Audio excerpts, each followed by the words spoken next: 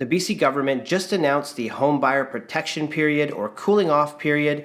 In this video, I'm going to explain to you everything you need to know. If this is your first time to the channel, my name is Hasan. I make these educational videos to help you in your buying or selling journey. Without wasting any time, let's get started. So what is the cooling off period?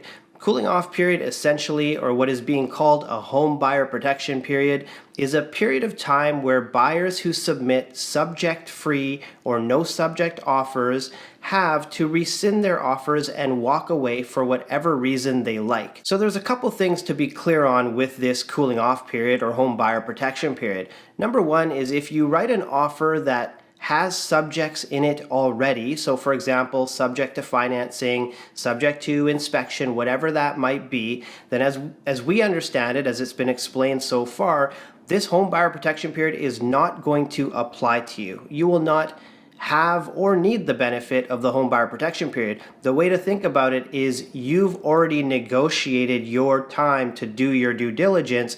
So really there's no benefit to you to have the cooling off period to be able to walk away. And that leads us to the second point is, yes, you can walk away within a 3-day rescission period from a no subject offer that a seller has accepted, but you can't walk away for free. So it's going to cost you if you want to walk away during that rescission period, and the cost is going to be 0.25% of the purchase price. So $250 per 100,000 or $2,500 on a $1 million purchase price. So the first question that comes up a lot, especially today, is why now? Why are we implementing the cooling off period now when the market has already cooled? We have to keep in mind that the provincial government has been having this in the works since last year when things were at a frenzy and a lot of buyers were writing offers and needing to make very quick decisions in high pressure situations. And the premise behind the cooling off period is to give the buyers essentially that buyer's remorse period after they wake up the next day after submitting an offer, and to make sure that they can do their due diligence and still give that period of time for them to walk. So in that hot market, it did make some sense. In today's market, it doesn't really, and that's why I think it's not going to have too much of an effect. As a buyer, of course, you're going to be able to write a no subject offer and have that time period. But in today's market, majority of offers now are already negotiating financing subjects, inspection subjects. I don't expect that to change in January when this is implemented. I still think majority of offers that get written will have subjects within them, especially as the market slows a little bit further with interest rates going up a little bit more towards the end of this year as well. Now, as a home seller, this definitely affects you. And again, as I just mentioned, I don't think we are going to see a lot of subject-free offers, but as a seller of a property, I think you have the right to accept a subject-free offer and actually have it be a subject-free offer.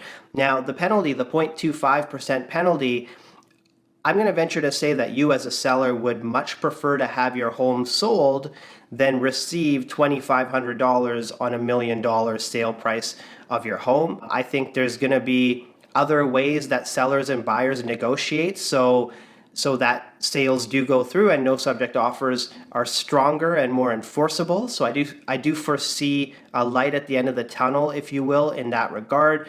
I don't think it'll have a major effect on you outside of some sticker shock today. Now, one of the rumors that was mentioning that didn't come through yesterday, thankfully, was that the government was going to implement a pre-offer period where there would be a certain amount of days, for example, 5 days from when a listing went live on the MLS to when a seller could accept an offer on the property. I'm extremely glad that this was not announced yesterday, and I'm hoping it doesn't get announced towards January. This would have been, in my opinion, a disaster, because anytime the government tells you what you can do with your asset and when you can do it, that opens up a huge can of worms in so many different ways for a property that obviously you've invested time, energy, money into, that you pay taxes on. I don't think it's right for the government to be able to tell you when you can essentially sell your property. So we don't have to worry about that today.